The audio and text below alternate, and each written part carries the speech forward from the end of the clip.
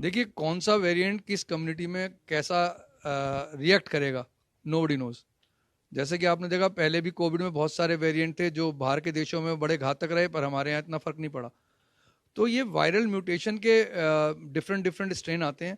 ये स्ट्रेन जब भी पता चल पाएगा जब ये जैसे जैसे सिचुएशन बनेगी तभी इस पर कमेंट करा जा सकता है। एक चीज़ पर मैं कह सकता हूँ कि हमारी वैक्सीन बड़ी अच्छी इफेक्टिव थी, और उसकी वजह से हमारे यहाँ उसके इन जो डेल्टा वेरिएंट था या अब कोई आ रहे हैं उनका इफेक्ट और बहुत कम पड़ रहा है।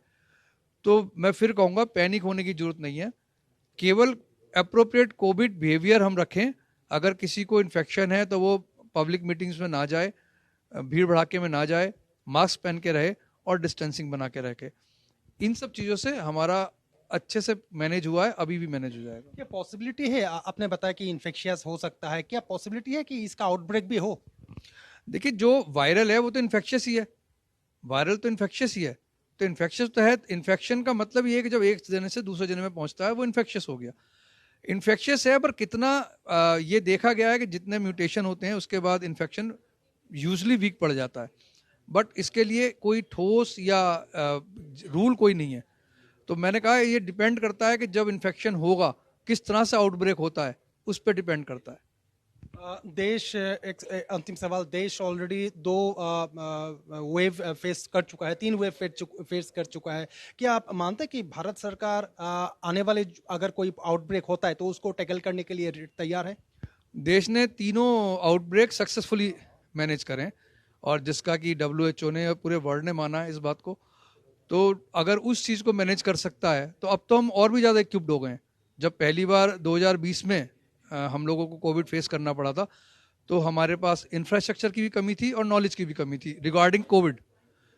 आज की तारीख में अगर मैं कहूँ तो हमारे पास इंफ्रास्ट्रक्चर भी बेहतर डेवलप हो चुका है और नॉलेज भी बहुत अच्छी हो चुकी है। तो इसमें प्राइवेट हॉस्पिटल क्या रोल प्ले कर सकता है?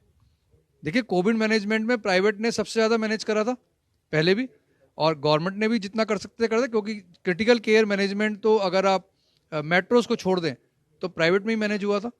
तो प्राइवेट और गवर्नमेंट की बात नहीं है, हम सभी हिंदुस्तान के डॉक्टर्स ने IMA के अंडर में और गवर्नमेंट की डायरेक्शंस पे उस काम को करा था अच्छे से। 2000 डॉक्टर हमने अपने शहीद कराए इसके अंदर। तो आई एम 100% श्योर कि कोई पैनिक की बात नहीं है। अगर कुछ ऐसा होता है तो वी आर रेडी। हमने जो एडवाइजरी इशू की है उसमें यही कहा गया है कि जिन लोगों ने वैक्सीन नहीं ली हैं वो सब अपनी वैक्सीन लें। प्रिकॉशनरी डोज जिसने नहीं ली हैं वो अपनी प्रिकॉशनरी डोजेज लें, नंबर एक। नंबर दो, हमने कहा है कि कोविड एप्रोप्रिएट बिहेवियर, जहां बहुत ज़्यादा भीड़ भड़ाका है वहां ना जाएं, अपने हाथों की अच्छे से सफाई करके रखें।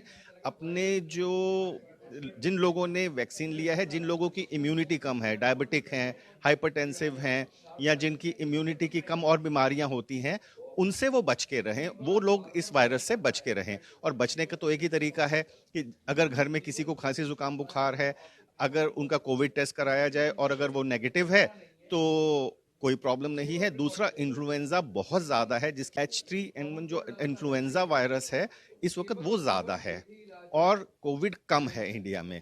हमारी वैक्सीन्स ने और हमारी जो लोगों को जो सेकंड और थर्ड पेंडेमिक वेव आई थी उसने लोगों को बहुत अच्छी इम्यूनिटी दे दी है, जो कि चाइना में नहीं हुई, इसीलिए वहाँ केसेस ज़्यादा हो रहे हैं। मेरे पास OPD में बहुत केसेस आ रहे हैं खांसी जुकाम बुखार के, पर वो ज़्यादातर केसेस इन्फ्लुएंजा के हैं, वो ज़्यादातर केसेस कोविड के नहीं आ रहे हैं। हमारे जो दो वैक्सीन अवेलेबल है, कोवैक्सीन हो, कोविशील्ड हो, क्या ये नया जो वेरिएंट है XBB और BF.7 इसको टैकल कर सकता है? बिल्कुल कर सकता है। उसकी दो वजह हैं कि एक तो वजह ये है कि ये जो वैक्सीन है, ये बनाने की जो विधि हमारे देश में इस्तेमाल की गई है वो इसके लिए यूजफुल रहेगी। जो विधि जो चाइना में बनाया गया था वो उसको नहीं कर पाएगी। इसलिए जो हमारे कोविशील्ड और कोवैक्सीन वो बहुत सक्सेसफुल हैं। जिसने प्रिकॉशनरी डोज थर्ड नहीं ली है, 25% लोगों ने ली है, they should take the precautionary vaccine, third dose लेनी चाहिए, और उससे बहुत फायदा हो रहा है। फोर्थ डोज लेने का जरूरत है? अभी फोर्थ डोज लेने की आवश्यकता नहीं है। अभी तो थर्ड डोज ही लोग पूरी ले लें तो बहुत है, फोर्थ डोज लेने की अभी बिल्कुल भी आवश्यकता नहीं है। अगर ये महामारी का रूप लेता है तो जिन लोगों को 8 महीने, 9 महीने, 10 महीने हो गए हैं, या जो डॉक्टर्स या जो ऐसे इस फील्ड में हैं, पत्रकार मिलते हैं लोगों से, पुलिस वाले काम करते हैं, तो शायद उनके लिए आवश्यकता हो, पर अभी कोई आवश्यकता नहीं है फोर्थ डोज की।